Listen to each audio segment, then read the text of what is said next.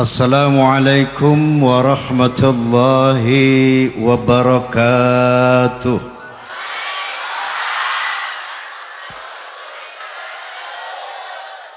Bismillahirrahmanirrahim. Alhamdulillahil qail Subhanalladzi asra bi'abdihi laylam minal masjidil haram ilal masjidil aqsa alladzi barakna hawlah. Asyhadu an la ilaha illallah wahdahu la syarika lah wa asyhadu anna sayyidana wa nabiyyana Muhammadan abduhu wa rasuluhu la nabiyya ba'dah. Allahumma fassalli wa sallim wa barik ala sayyidina Muhammad wa ala alihi wa sahbihi wa wala. Amma ba'd. Al-mukarramun, para alimil ulama, para habaib yang saya muliakan, mata'anallah bituli hayatihim wa nafa'ana bi'ulumihim, terutama sahibul bait, pengasuh dari Jam'iyah Shalawat Ibrahimiyah, Bapak Kiai Haji Iliyin, Bapak-bapak pejabat sipil TNI maupun Polri yang saya hormati, fans of Roma Irama and Soneta Forza yang saya banggakan, Forum Silaturahmi Takmir Masjid dan Musalla Indonesia, Fahmi Tamami yang saya hormati, hadirin hadirat rahimakumullah.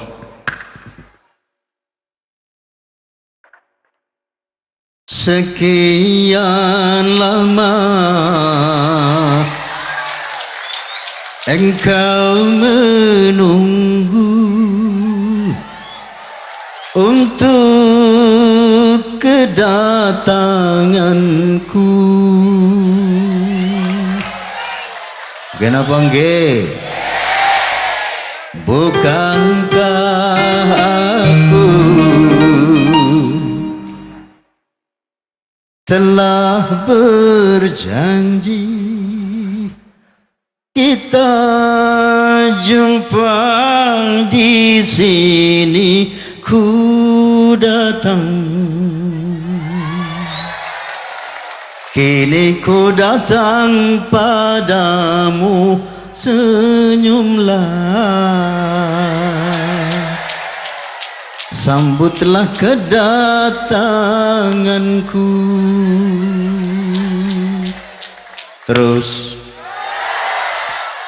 Terus oh bisa. Hadirin wal hadirat, haul dari Kiai Haji Hairul Razi, mari kita baca suratul Fatihah agar segala iman, Islam, amal ibadah beliau diterima Allah Subhanahu wa ta'ala, agar segala kesalahan dan dosa beliau diampuni Allah Subhanahu wa ta'ala, agar makamnya dijadikan raudhatul jannah ala hadhihi niyah wa ala kulli niyatin salihah wa ila hadratin nabiyil mustafa rasulillah sallallahu alaihi wasallam. Al-Fatihah.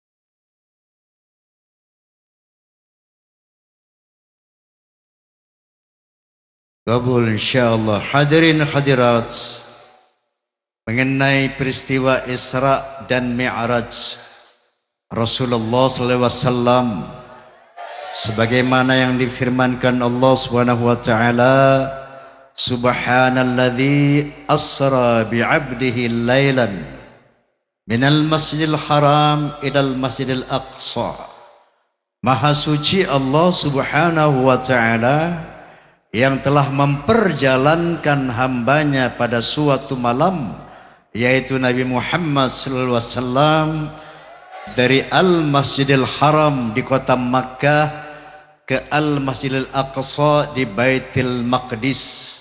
Kalau sekarang Baitul Maqdis itu namanya Palestina.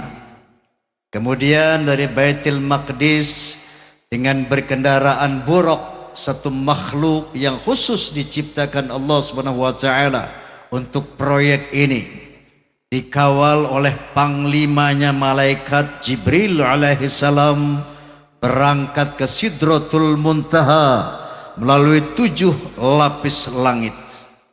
Kemudian kembali lagi ke Al-Masjidil Aqsa di Baitul Maqdis, langsung ke Al-Masjidil Haram di Makkah.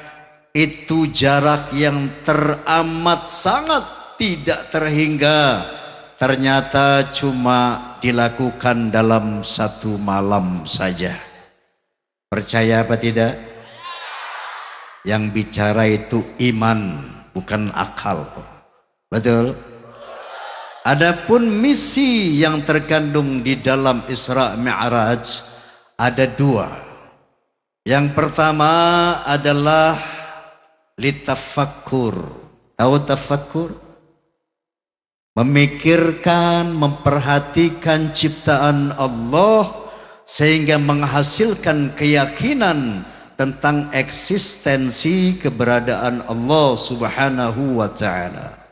Inilah yang dimaksud Allah Subhanahu wa taala, linuriyahu min ayatina, agar aku pertunjukkan kepada Nabi Muhammad tanda-tanda kebesaran dan kekuasaanku. Jadi dengan peristiwa Isra Mi'raj ini Allah memperlihatkan karya-karya Allah yang teramat dan maha dahsyat alam semesta ini, sehingga timbullah kekaguman Rasulullah SAW yang melahirkan ketaatan, ketakwaan dan keimanan yang betul-betul sesungguhnya kepada Allah Subhanahu wa taala. Tafakkur. Yang kedua, dalam rangka menerima perintah salat 5 waktu. Artinya apa?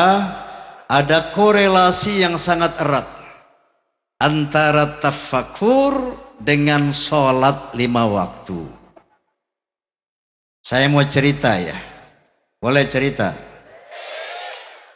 Saya pernah ketemu sama seorang ateis. Tahu ateis? Apa? Ateis itu orang yang nggak percaya sama Tuhan, nggak percaya sama agama. Dia bilang agama itu dongeng, agama itu bohong, melemahkan. Sholat itu wasting time, wasting money. Mereka bilang time is money. Jadi agama adalah bohong, melemahkan semangat kerja. Ketika saya tanya sama mereka, sama dia, Bung, Anda percaya enggak ada Tuhan? Dia bilang, oh saya enggak percaya. Kenapa? Karena Tuhan enggak kelihatan. Lalu setiap yang enggak kelihatan sama dengan tidak ada. Wong koyo ngene saya bilang si TOLOL alias goblok. Masa yang enggak kelihatan sama dengan enggak ada? Tak takon, angin kelihatan enggak? Ada enggak? Ada. Mau lihat angin bukan pakai mata, goblok. Pakai kulit, kipas. Ada angin, tiup, ada. Rasa manis, asam, pahit, asin, rasa kelihatan enggak? Ada enggak? Ada. Mau lihat rasa bukan pakai mata, goblok, tapi pakai lidah. Dengar, Dengar.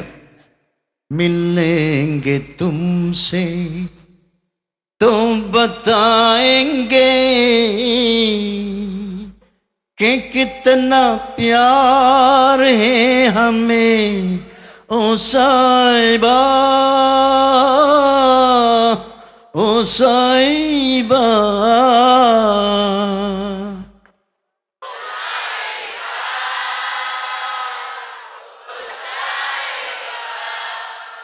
Soneta femina semua ya.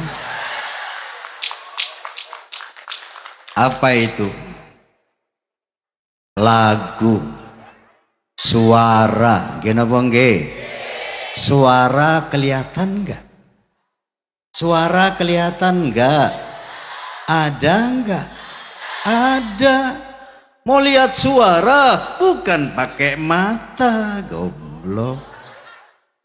Tapi pakai telinga. Begitu juga mau lihat Allah, mau lihat Tuhan bukan pakai mata, tapi pakai akal, pakai otak, pakai akal, pakai goblok.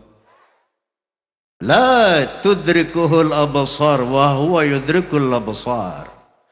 Allah tidak dapat dijangkau oleh pandangan mata, tapi pandangan Allah maha menjangkau segala ciptaannya. Kenapa Allah nggak bisa dilihat dengan mata? Wa huwal latiful khabir.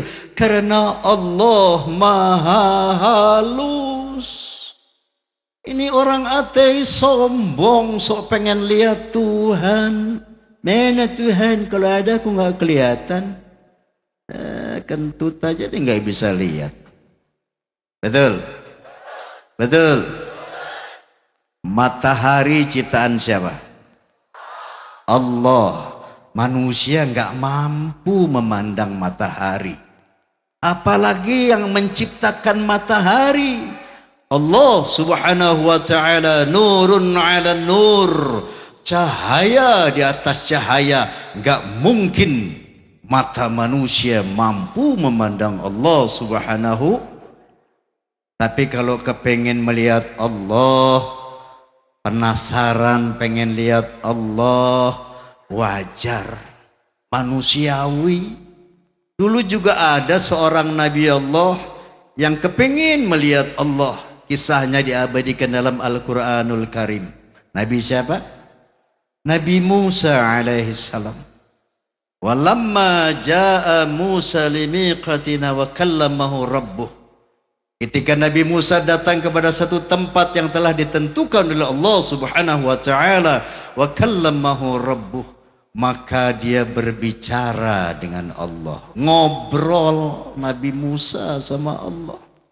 Qala rabbi arini anzur ilaika. Nabi Musa bilang, ya Allah, perlihatkan dirimu dong, aku kepingin melihat engkau. Qala lan tarani. Allah bilang, hei Musa, kamu enggak bisa melihat aku, walakin anzur ilal jabali fa in istaqarra makanahu fasawfa tarani. Tapi baik Musa, coba kamu lihat gunung batu di sebelahmu. Aku akan memperlihatkan diriku kepada gunung itu. Seandainya gunung batu yang tinggi menjulang itu masih berada pada tempatnya setelah aku perlihatkan diriku kepadanya, sangat boleh jadi kamu juga bisa melihat aku, wahai Musa.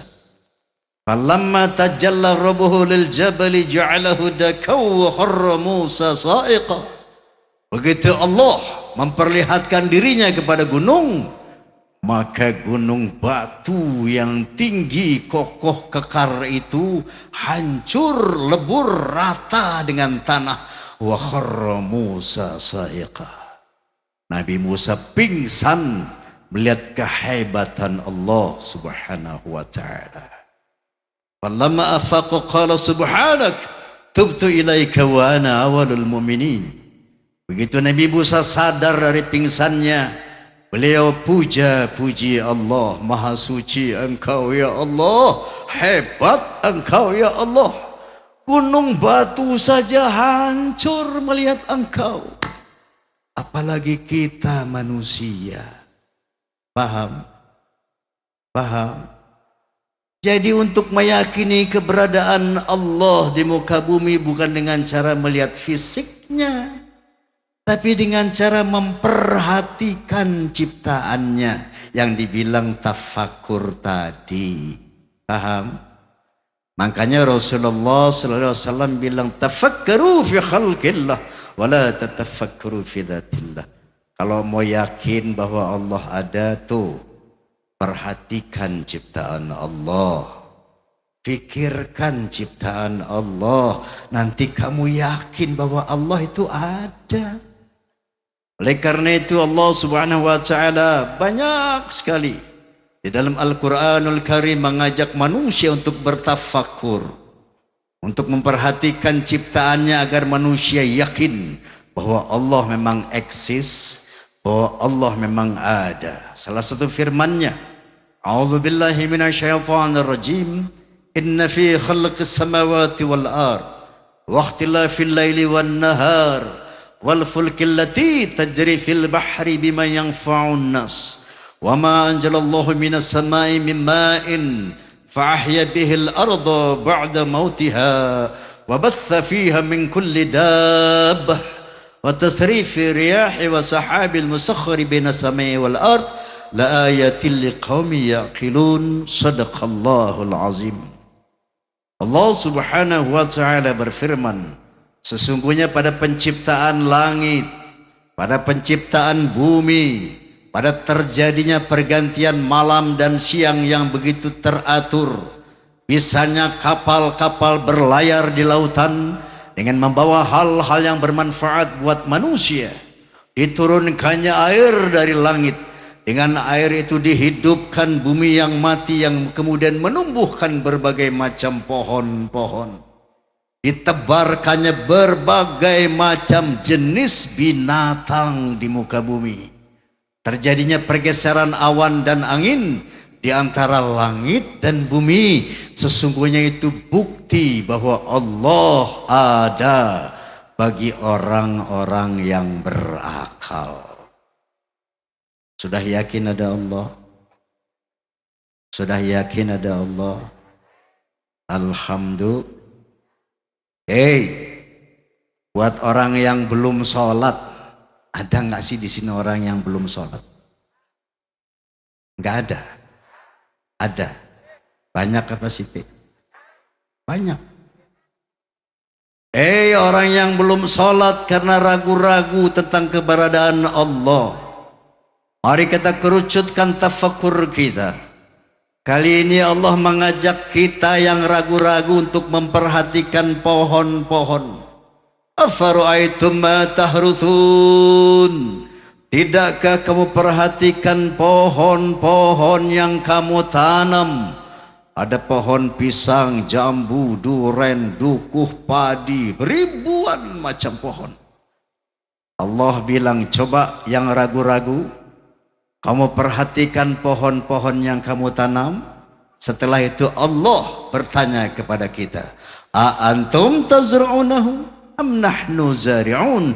Kamukah yang menumbuhkan pohon-pohon yang kamu tanam atau aku? Allah bertanya kepada orang yang ragu-ragu, siapa yang menumbuhkan pohon-pohon yang kita tanam? Manusia apa Allah? Manusia apa Allah? Allah. Kita manusia kan selama ini cuman pandai melempar biji padi, biji jagung, biji duren, biji rambutan. Setelah itu kita tidak pernah berpikir siapa yang menumbuhkan pohon-pohon itu, yang memberikan buah sepanjang tahun tanpa bayaran. Ini dipertanyakan oleh Allah subhanahu wa ta'ala kepada orang yang ragu-ragu, agar akalnya terbuka, agar matanya melek bahwa ada yang menumbuhkan pohon-pohon. Sudah yakin ada Allah? Alhamdulillah. Membisik. Izin.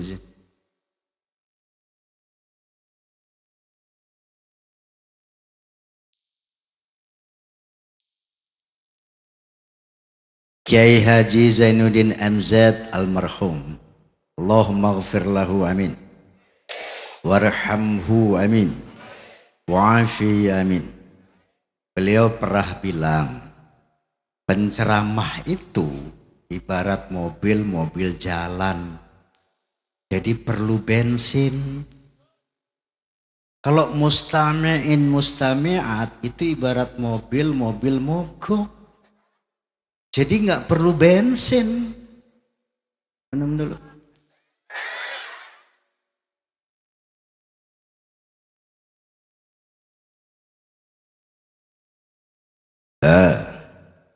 Ada lagi yang rung sholat gara-gara ragu-ragu tentang hari berbangkit, ragu-ragu tentang azab kubur, nikmat kubur, ragu tentang surga dan neraka. Apa iya deh nanti orang kalau sudah mati dibangkitkan lagi, yang sholat masuk surga, yang nggak sholat masuk neraka? Saya mah ragu-ragu. Kenapa? Karena saya belum pernah lihat tuh orang mati hidup lagi bercerita tentang nikmat kubur dan azab kubur. Tahu ada atau enggak tuh surga neraka? Ragu-ragu? Buat orang yang ragu-ragu, Allah Subhanahu wa ta'ala menyapa Anda. Qul in kuntum fi raibim minal ba'thi fa inna khalaqnakum min turab thumma min nutfah thumma min 'alaqah thumma min mudghah. Katakan ya Nabi kepada manusia yang ragu-ragu tentang hari kebangkitan, silahkan ragu, tapi tolong nanti pulang ya Bu, cari kaca yang besar, ngaca, telanjang, jangan pakai baju.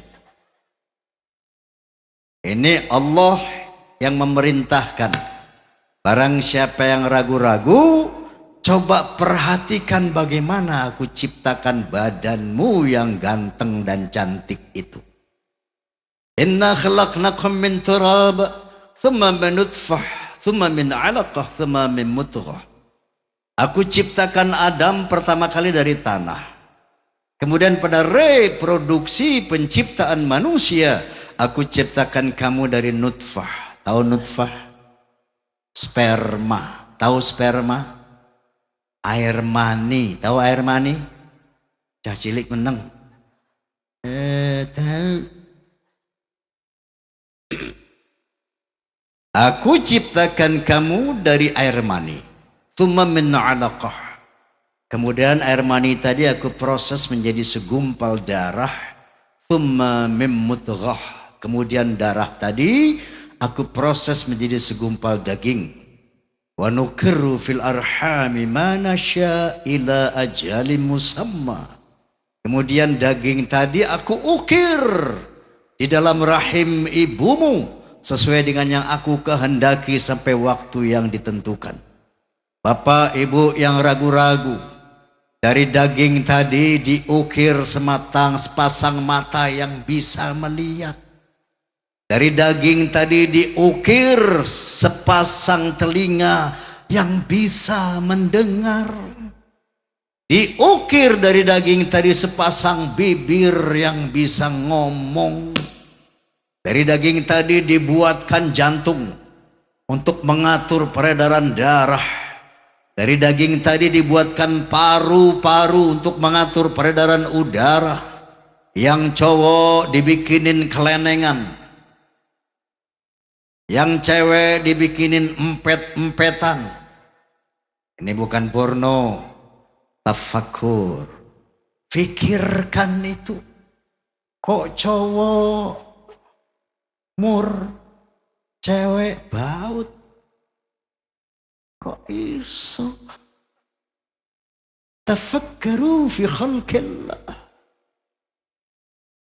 Kemudian setelah lengkap organ tubuhnya, setelah lengkap anggota tubuhnya, thumma nukhrijukum tifla, kemudian aku keluarkan kamu sebagai bayi. Pertanyaan buat orang yang ragu-ragu, siapa yang bikin bayi? Dari sperma menjadi darah, menjadi daging.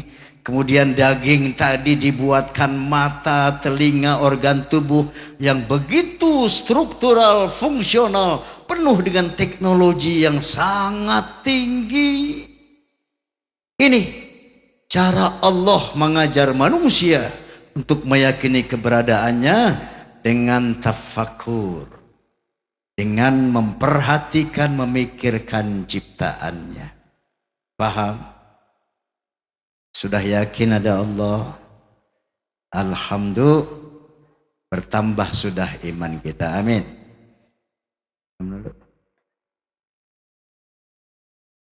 Apa sih lu serik aja?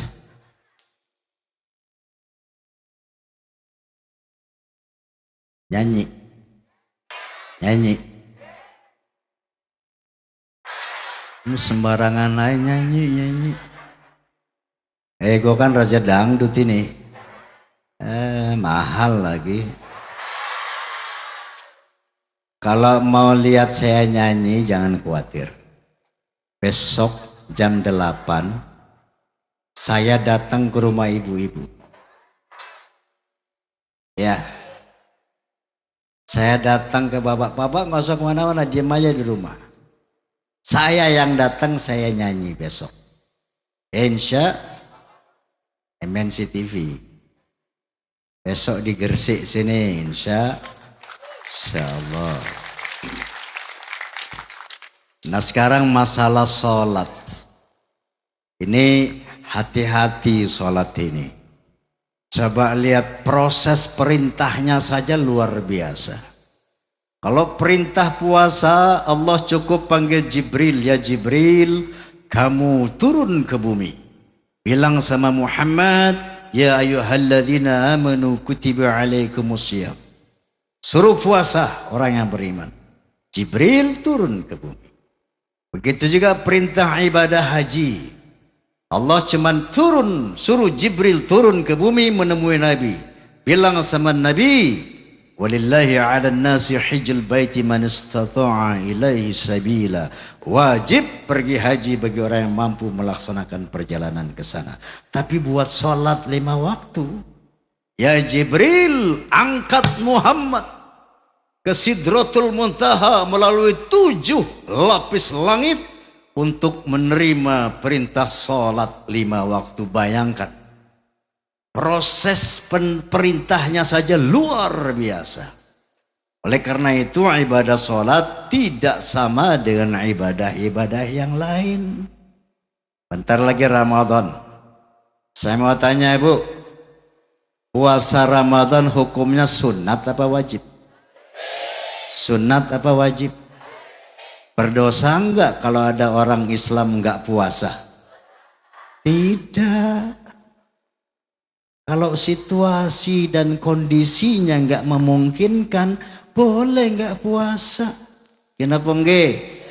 Wa man kana minkum maridan aw ala safarin fa'iddatum min ayyamin. Barang siapa di bulan Ramadan sedang sakit atau sedang bepergian, boleh enggak puasa. Nanti kalau sudah sembuh diganti.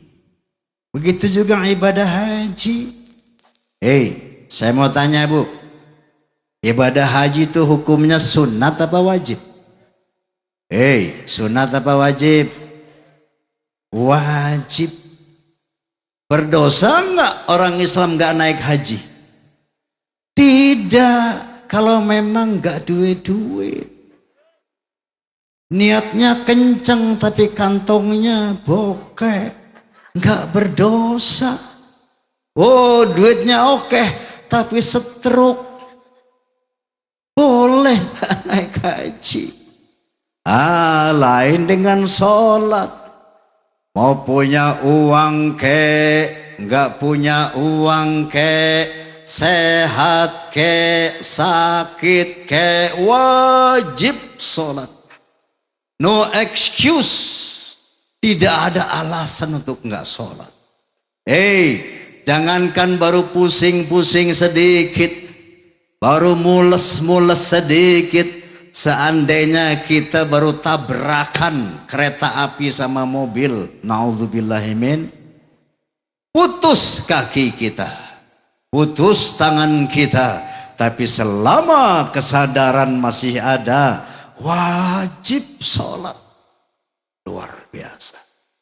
Ya Allah, saya nggak bisa berdiri sholat, kaki saya putus. Oke, tidak bisa berdiri, silahkan tetap sholat sambil duduk. Ya Allah, duduk juga nggak bisa, pinggang saya retak. Oke, tidak bisa duduk, silahkan tetap wajib sholat sambil berbaring. Ya Allah, berbaring juga nggak bisa sholat. Oke, jangan sholat, disolatin aja. Paham? Paham? Kenapa sholat begitu fundamental? Paling tidak ada 3 alasan. Yang pertama, sebagai identitas keislaman manusia nanti pada hari kiamat. Kalau di dunia ini identitas keislaman manusia cukup dengan KTP, betul? Makanya kemarin ada pejabat negara yang mau menghapus kolom agama di KTP, itu harus dilawan. Kenapa? Itu menghilangkan identitas agama kita. Betul? Betul? Nama Zulaikha, ada Zulaikha? Mana? Nama Zulaikha tinggal di mana ini, Kiai? Sumberwaru, Ringin Anom, pekerjaan tukang gado-gado, agama Islam. Kata siapa Zulaikha Islam? Kata KTP, betul? Nanti Zulaikha mati enggak? Mati enggak? Mati. Ditanya sama malaikat, namamu siapa? Zulaikha om. Tinggal di mana? Di Waru om. Kerjamu apa Zulaikha? Total gado-gado. Agamamu Islam toh om. Mana buktinya? KTP ku carry om. KTP enggak payu di akhirat. Betul? Lalu kalau di dunia bukti kita Islam adalah KTP, lalu apa? Bukti keislaman manusia nanti pada hari kiamat. Rasulullah sallallahu alaihi wasallam bersabda, "Inna ummati yud'auna yaumil qiyamati ghurram muhajjalina min atharil wudu." Nanti umatku dipanggil, dikumpulkan dan mereka dikenal dengan bekas wudu. Kalau di dunia, oh itu Islam, buktinya mana? KTP. Di akhirat pada hari kiamat, oh itu Islam, buktinya mana? Bekas wudu. Anggota wudu manusia nanti pada hari kiamat bercahaya. Semakin sering sholat, semakin cemerlang cahayanya, nurnya semakin cemerlang. Yang jarang sholat, remeng-remeng. Malaikat bingung, ini kafir apa Islam ini? Yang gak pernah sholat gelap, dilemparkan ke kelompok orang-orang kafir. Na'udzubillahimin. Makanya Nabi sallallahu alaihi wasallam mengingatkan, farqum bainal muslim wal kafir as-shalah. Yang membedakan umat Islam dan kafir itu nanti adalah sholat. Ini alasan kenapa sholat nggak ada kompromi untuk tidak sholat. Yang kedua, karena ibadah sholat merupakan sandaran daripada sahnya ibadah-ibadah yang lain. Dalam hal ini Rasulullah SAW bersabda, "Inna awwala ma yus'alul 'abdu yawmal qiyamati min 'amalihi salatuhu."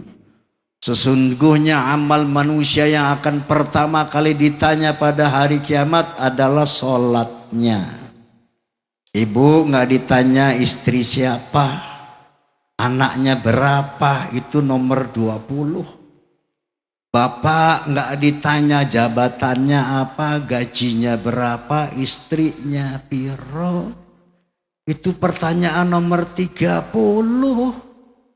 Tapi yang pertama ditanya, kamu sholat apa tidak? Fa in tuqbilat salatuhu tuqbilat sairu amali. Kalau kamu sholat, maka diterima seluruh amal ibadahmu. Ada orang sholat 5 waktu, pergi haji, hajinya sah, dapat pahala nanti hari kiamat. Ada orang sholat 5 waktu, puasa di bulan Ramadan, puasanya sah, dapat pahala nanti di hari kiamat. Ada orang sholat 5 waktu sodakoh, enggak usah juta-juta, enggak usah em-eman, cepean lecek yang merah yang kamu kasih pada musafir di lampu merah. Kalau kita sholat itu jadi pahala nanti pada hari kiamat. Tapi sebaliknya, wa in ruddat minhu salatu rudda sairu amali. Kalau kamu enggak sholat, tertolak seluruh amal ibadahmu. Ada orang enggak sholat naik haji, enggak sah hajinya. Ada enggak di sini haji yang enggak sholat? Ada. Kalau ada, jangan panggil Pak Haji, jangan panggil Bu Haji. Panggil aja Dut, mau kemana Dut? Itu haji mardut, haji yang tertolak, haji yang tidak sah. Orang nggak sholat di bulan Ramadan, puasa, nggak sah puasanya, nggak dapat pahala. Jangan salah, nanti bulan Ramadan banyak non muslim mau ikut puasa. Teman saya banyak kok orang-orang non muslim. Bang Haji, nanti kalau bulan Ramadan saya puasa boleh enggak? Oh boleh, boleh. Siapa yang larang orang enggak makan? Kenapa enggak? Tapi enggak dapat pahala. Kenapa? Enggak sholat. Orang enggak sholat, sedekah, amal jariah. Tiap hari ngasih anak yatim, fakir miskin 1 juta. Tiap minggu nyumbang masjid 10 juta. Tiap tahun ngasih fuqara masakin 100 juta. Enggak sholat, enggak jadi pahala. Paham? Paham? Ini yang kedua. Yang ketiga, sholat itu adalah pusaka jimat kita. Di zaman sekarang, zaman musim batu ini. Ini batu apa ini namanya? Bacan. Batu bacan apa tuh ini? Ada yang piara batu combong. Tahu batu combong, Bu? Batu bolong. Batu tapi ada lubangnya. Itu diyakini sama sementara orang buat melet perempuan. Ada juga yang pakai batu badar hitam. Buat apa, Mas? Oh, ini anti peluru. Ada juga batu akik Sulaiman. Buat apa, Mas? Ini buat cari rezeki. Na'udzubillahimin. Gombal, bohong, bullshit alias musyrik. Kenapa enggak? Saya mau tanya, batu bisa enggak mengampuni kesalahan dan dosa kita? Gak bisa. Yang bisa apa? Sholat. Karena di dalam sholat kita minta ampun sama Allah. Rabbighfirli. Betul? Batu bisa enggak mengasihani kita? Gak bisa. Yang bisa mengasihani kita sholat. Karena di dalam sholat kita minta sama Allah, warhamni, ya Allah kasihani saya. Batu, keris pusaka bisa enggak memberi bimbingan kepada kita? Enggak bisa. Yang bisa memberi itu sholat. Karena di dalam sholat kita bilang, wahdini, berikan aku bimbingan ya Allah.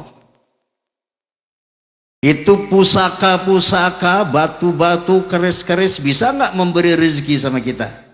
Enggak bisa yang bisa sholat. Karena di dalam sholat itu kita minta rizki sama Allah subhanahu warzuqni. Makanya sholat Allah bilang, inna sholata kanat 'alal mu'minina kitaban mawquta. Sesungguhnya sholat itu wajib bagi orang-orang beriman pada waktu-waktu yang ditentukan. Subuh, zuhur, asar, maghrib, isya. Lalu Allah berfirman, hafizu 'ala salawati wa salatil wusta. Jagalah solat-solatmu, terutama solat pertengahan. Banyak para mufassirin menyatakan solat pertengahan itu solat asar. Kenapa? Karena solat asar di samping solat yang disaksikan malaikat, karena saat asar itu manusia pada puncaknya keletihan setelah bekerja, puncaknya kelelahan setelah berpikir di sekolah atau di kantor. Wa qumu lillahi qanitin, dan tegakkan solat sampai kamu mati. Kenapa? Wasta'inu bisabri was, mintalah kepadaku dengan cara sabar dan sholat. Jadi Bu, kalau punya kebutuhan apa-apa, mintanya sama siapa? Sama Allah. Ada persoalan apa-apa, mengeluhnya sama siapa? Sama Allah. Ada hajat apa-apa, mintanya sama siapa? Sama Allah. Wasta'inu bisabri wassalah. Minta apa yang kamu perlukan kepadaku dengan cara satu, sabar. Yang kedua, sholat. Karena di dalam sholat itu as-salatu doa. Sholat itu doa. Bayangkan sholat subuh, sebelum pergi ke sekolah, sebelum pergi dagang di pasar, sebelum pergi ke kantor, sebelum pergi beraktivitas, kita sudah bilang sama Allah, iyyaka na'budu wa iyyaka nasta'in. Kepadamu ya Allah aku menyembah, dan kepadamu aku mohon pertolongan. Pertolongan apa? Ihdinas siratal mustaqim. Tunjukkan aku jalan yang lurus. Jalan lurus seperti apa? Siratal ladzina an'amta 'alaihim. Jalan yang engkau beri nikmat atas mereka, yaitu jalannya orang-orang yang saleh, orang-orang yang baik-baik, orang yang enggak neko-neko. Sehingga dengan kebaikan mereka, mereka hidup tenang, bahagia, selamat, nggak dapat bencana. Jalan yang kayak gitu loh ya Rabb. Ghairil maghdubi alaihim, bukan jalan yang engkau murkai. Bukan seperti para penjina, para penjudi, para pencuri, para koruptor. Karena kalau saya melakukan itu, pasti sengsara di dunia dan di akhirat. Waladhdallin, dan bukan kesesatan ya Allah, karena sekarang banyak sekali aliran-aliran sesat. Bukan saja di luar Islam, bahkan yang mengaku Islam sudah banyak aliran sesat. Nah, sebelum kita beraktivitas, kita sudah bentengi diri kita dengan mohon bimbingan Allah. Ya Allah, saya mau sekolah, saya mau ke pasar, saya mau ke kantor, saya mau beraktivitas. Di sana pasti banyak cobaan. Ihdinas siratal mustaqim. Paham? Belum lagi waktu duduk iftirash. Segala kebutuhan kita di dunia dan di akhirat ada di situ. Rabbil firli, ya Allah, aku. Warhamni, ya Allah kasihani aku. Wajburni, ya Allah tutupi kelemahanku. Warfa'ni, muliakan aku. Warzuqni, beri aku rizki. Wahdini, bimbing aku ya Allah dalam kehidupan itu. Wa'afini, sehatkan saya ya Allah. Wa'fu anni, ampuni saya ya Allah. Apa yang kurang? Qad aflahal mu'minuna alladzina hum fi salatihim khashi'un. Beruntung orang yang beriman yang di dalam salatnya khusyuk. Kenapa? Karena pada hakikatnya salat itu adalah komunikasi dua arah. Komunikasi dengan Allah, komunikasi dengan Nabi, komunikasi dengan malaikat. Jadi berjawab, bukan ngomong sendirian. Assalamualaikum ayuhan Nabi wa rahmatullahi wa barakatuh. Nabi menjawab, waalaikumsalam ya Khadijah, ya Udin, ya Zulaikha. Nanti di hari kiamat kenal, Zulaikha, Din, Umar. Kenapa?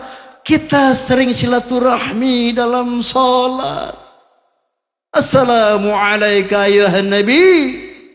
Salam sejahtera atas engkau ya Nabi. Nabi menjawab, waalaikumsalam. Kenal sama Nabi. Begitu ya sama malaikat. Di akhir salat, assalamualaikum warahmatullahi. Ada raqib di sini. Assalamualaikum warahmatullahi. Ada atid di sini.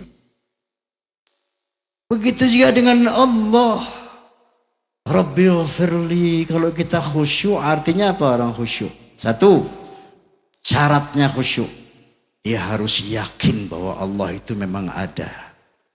Untuk yakin Allah ada, dia harus sering tafakur. Yang kedua, mengerti apa yang diucapkan dalam salat. Rabbighfirli, ya Allah ampuni saya. Allah jawab, aku ampuni kamu. Warhamni, kasihani saya, aku kasihani. Minta rezeki, aku kasih. Minta sehat, aku kasih. Dijawab langsung oleh Allah. Makanya qad aflahal mu'minuna alladzina hum fi salatihim khashi'un. An salatihim khashi'un. Tapi melalui proses sebab akibat walikulli syai'in sababa. Segala sesuatu melalui proses sebab akibat. Enggak kita bilang warzuqni, belum jatuh di atas sajadah 10 juta. Bukan begitu. Nanti selesai sholat, kita tadi minta rezeki loh. Nanti Allah kasih jalan. Cara-cara untuk mendapat rezeki. Tadi saya minta bimbingan loh. Nanti Allah kasih jalan. Di dalam pergaulan kita dibimbing agar dapat jalan yang lurus. Tadi saya dalam sholat minta sehat loh. Nanti Allah kasih cara-cara menempuh hidup yang sehat. Dikasih inayah, dikasih hidayah. Qad aflahal mu'minuna alladzina hum fi salatihim khashi'un. Beruntung orang mukmin yang di dalam salatnya khusyuk. Bang Haji, saya sih salat, cuman gak khusyuk. Lalu gak ngerti itu. Cuman salat-salat aja. Sah apa enggak ya? Insya Allah sah. Dapat pahala apa enggak ya?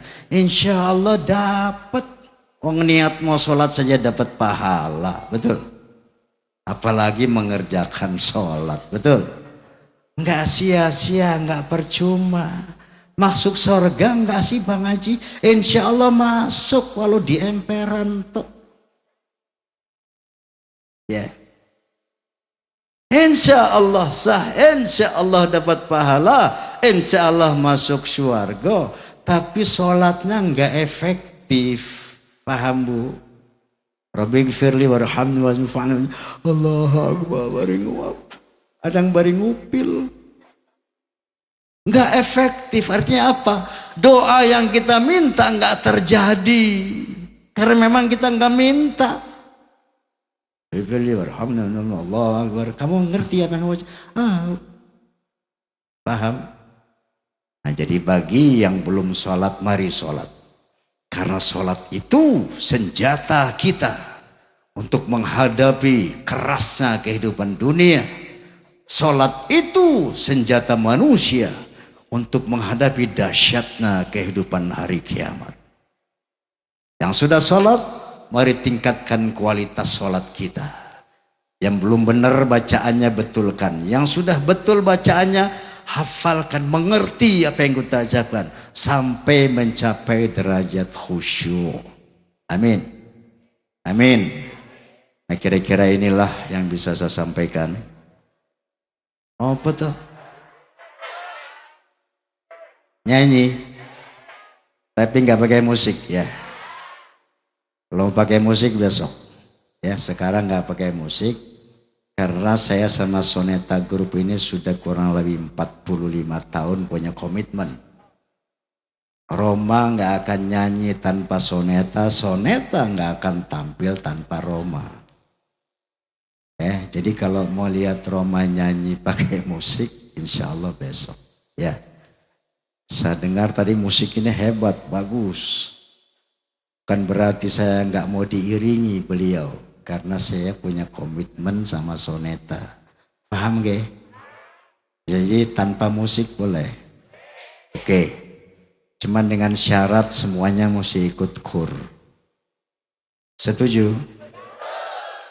Box-box hitam di sekeliling kita ini namanya loudspeaker.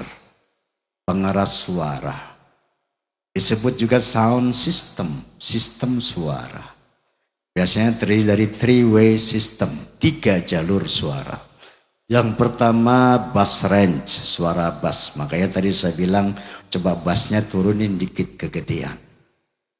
Yang kedua mid range, suara tengah. Makanya tadi saya bilang midnya dinaikin sedikit. Yang ketiga high range, suara tinggi. Makanya tadi saya bilang sama operator, bassnya turunkan, midnya ditambah, high-nya ditambah. Three-way system. Ya. Nah, suara bass diwakili oleh cowok. Paham? Cowok. Cowok. Cowok siap? Oke. Mid range diwakili oleh perempuan. Ibu-ibu ini cewek. Cewek siap? Cewek siap? Siap. High range, suara tinggi diwakili oleh anak-anak. Mana anak-anak? Anak-anak siap? Anak-anak siap? Oke. Sekarang anak-anak menengse, ibu-ibu menengse, saya mau coba kita tes suara bass. Cowok. Bunyi cowok yang nggak muni tak dungake nggak bisa bangun. Ya, coba cowok.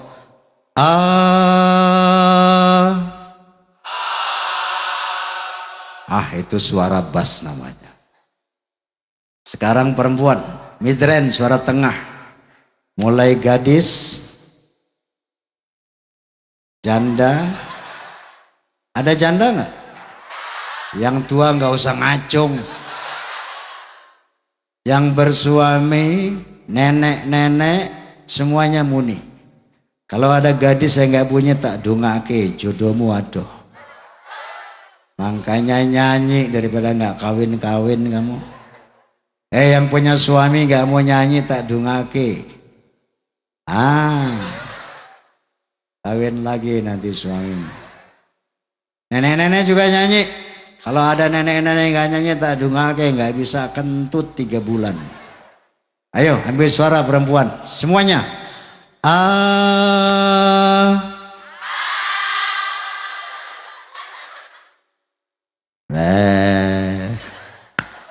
Perempuan memang di mana-mana gitu, Pak. Memble. Oke, high range, suara tinggi anak-anak. Mana remaja boleh ikut anak-anak. Ayo suara tinggi.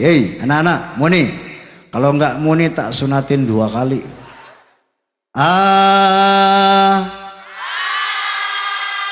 Oke. Sekarang bass range, mid range, high range, suara bass, suara tengah, suara tinggi. Bapak-bapak, ibu-ibu, anak-anak, semuanya sama-sama ambil suara.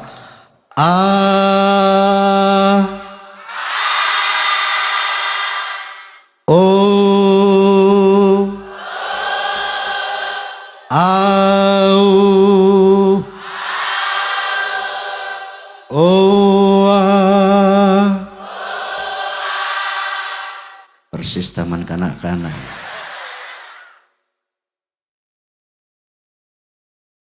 Oke, kita sudah ambil suara. Sekarang latihan kur. Kurnya ada dua macam. Yang pertama namanya wirid hey. Apa? Wirid hey. Caranya gini, kalau tangan saya jatuh bunyi, lihat. Hey, gampang kan? Tangan jatuh bunyi. Hey, bisa? Bisa? Semuanya coba. Iya. Yang keras.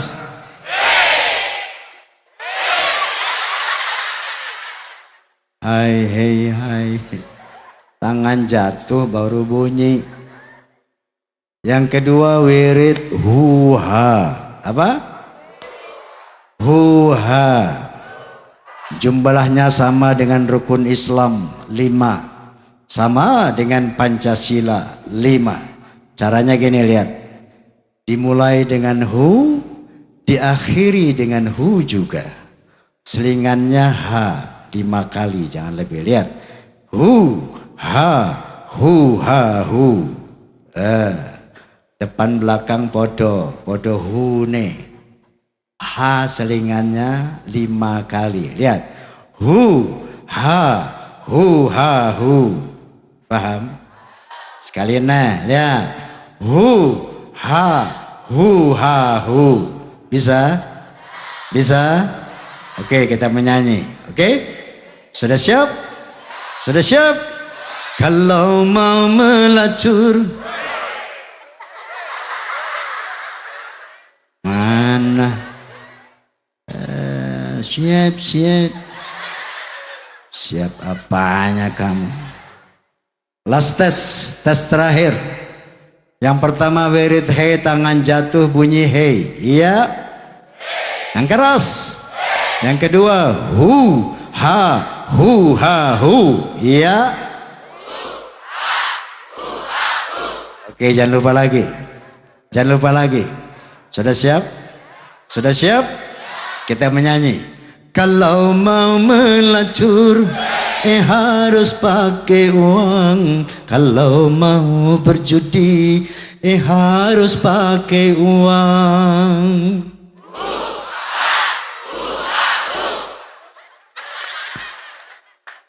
Mau mabuk-mabukan, harus pakai uang.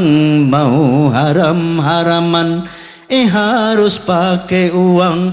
Ternyata jalan ke neraka mahal harganya, walaupun mahal anehnya banyak yang suka. Gini apa enggak? Masih banyak yang mabuk-mabukan. Betul? Saking cinta dan sayangnya Allah kepada manusia, maka neraka ditarif dengan harga mahal agar manusia enggak terlalu gampang masuk neraka. Coba lihat jalan-jalan menuju neraka. Hei, main judi bayar enggak? Mabuk-mabukan bayar enggak? Melacur bayar enggak? Enggak bayar, benjol ndak sana. Kenapa enggak? Sebaliknya surga ditarif dengan harga murah, bahkan gratis. Percaya enggak surga gratis? Yuk kita lihat jalan-jalan menuju surga. Melaksanakan zakat hanya bagi yang mampu, melaksanakan haji hanya bagi yang mampu.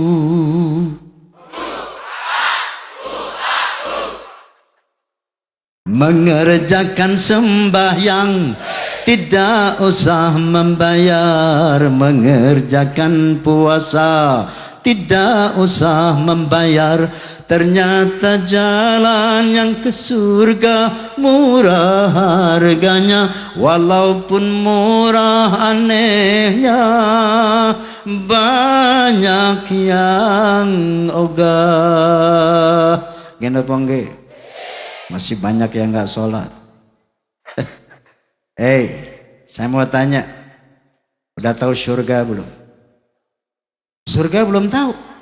Sama. Yang belum mati, kenapa enggak? Tapi paling tidak penasaran pengen tahu surga kayak apa tuh? Mau tahu? Ada informasi dari Allah Subhanahu wa taala tentang surga.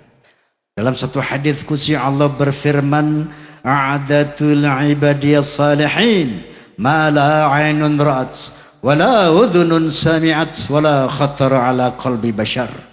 Aku sediakan nanti surga untuk orang-orang yang bertakwa, di mana kenikmatannya, keindahannya, kehebatannya enggak pernah terlihat oleh mata, tidak pernah terdengar oleh telinga, bahkan tidak bisa dihayalkan oleh akal manusia, saking indah dan hebatnya surga itu.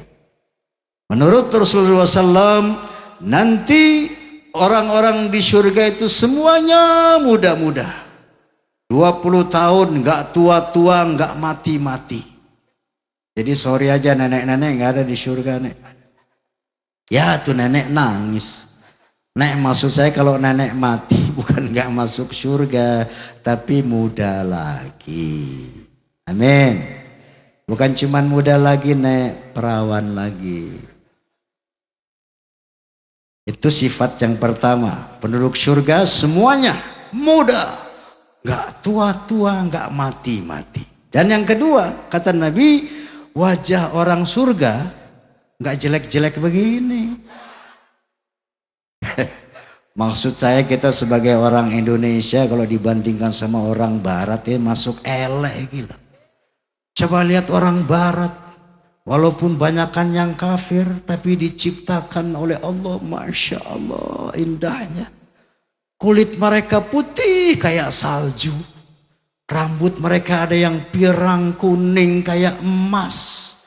Mata mereka ada yang biru hijau seperti permata. Padahal orang kafir. Sebaliknya saudara-saudara kita di benua Afrika. Tahu Afrika? Tahu Afrika? Ada bangsa Nigeria, Islam. Bangsa Somalia, Islam. Bangsa Senegal, Islam. Bangsa Sudan, Islam.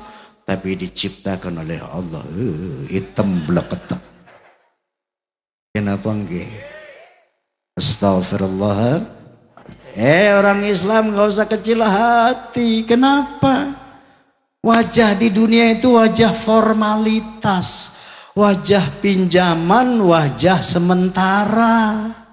Nanti hari kiamat kita nggak pakai wajah yang ini. Allah Subhanahu wa taala berfirman, "Nahnu qaddarna bainakumul maut wa ma nahnu bimasbuqin ala an nubaddila amsalakum wa nunsyi'akum fi ma la ta'lamun." Aku yang menentukan kematian di antara kamu, hai manusia, dan aku tidak bisa dikalahkan. Aku akan mengganti orang-orang yang mati dengan orang yang baru, dan aku akan merubah wajahmu nanti di akhirat dalam bentuk yang belum kamu ketahui, tentu sesuai dengan amal ibadah kita masing. Walaupun di dunia diciptakan tampan cantik seperti bintang-bintang film dunia, tapi kalau nggak pernah ibadah, nanti pada hari akhirat dibangkitkan jauh lebih jelek dari anjing kurap. Na'udzubillahi min.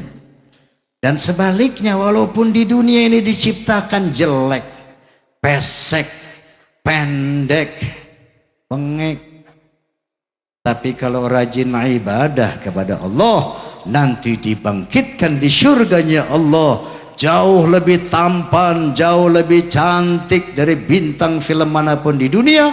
Bahkan istri salehah salah satu hadiahnya adalah lebih cantik dari bidadari nanti di surga. Amin. Mau masuk surga? Mau masuk surga? Yang mau masuk surga bilang amin. Yang mau masuk surga bilang amin. Amin. Mau mati? Masuk surga? Mau mati? Susur mau mati. Masuknya lewat mana? Kalau nanti ada yang masuk neraka bukan karena Tuhan tak sayang hambanya. Kenapa enggak? Kalau nanti ada yang masuk ke surga itu karena dia memang berusaha. Semua terserah kita. Tererererereng. Kenapa enggak? Kenapa enggak? Allah enggak pernah maksa manusia. Seandainya ada wong kini pengen masuk neraka, ada? Ada yang masuk neraka? Kalau ada enggak apa-apa, boleh kok.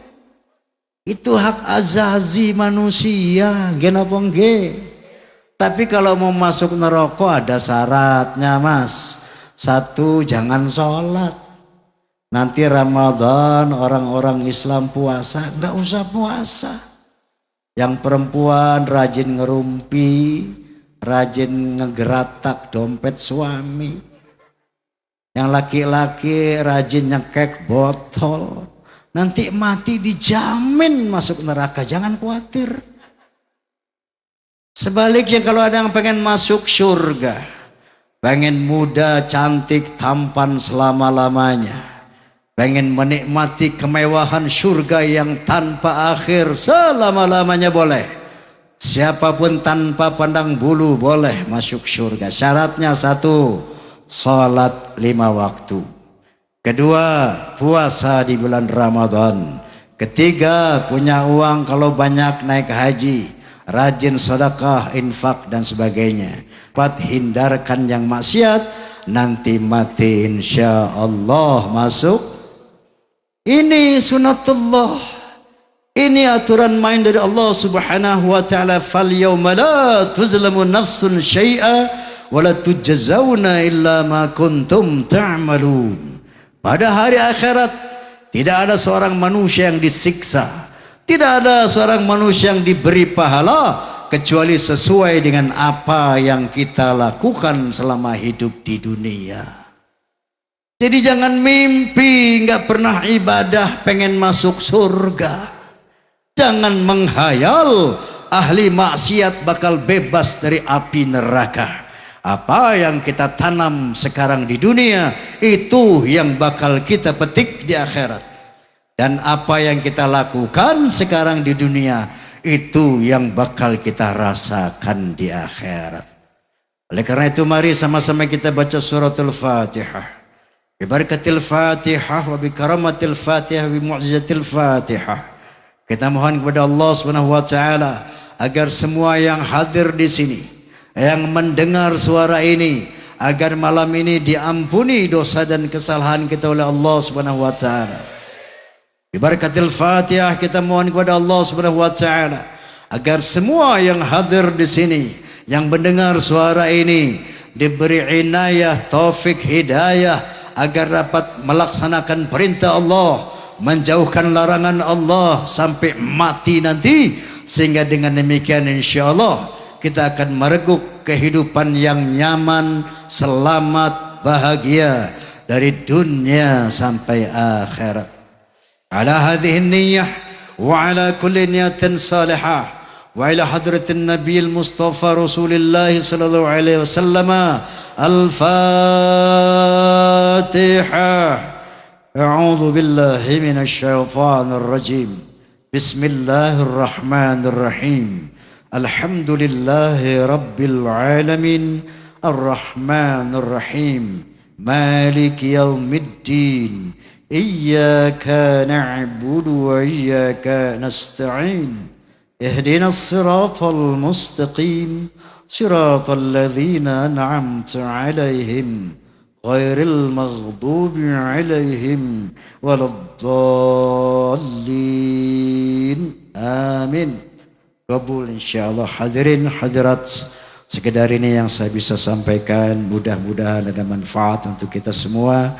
Atas segala kekurangan, kekhilafan, kesalahan, saya Roma Irama Mohon dibukakan pintu maaf yang sebesar-besarnya.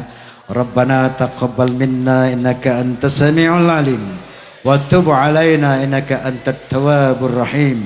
Akhirul kalam wallahul muwafiq ila aqwamit thariq. Thumma assalamu alaikum warahmatullahi wabarakatuh.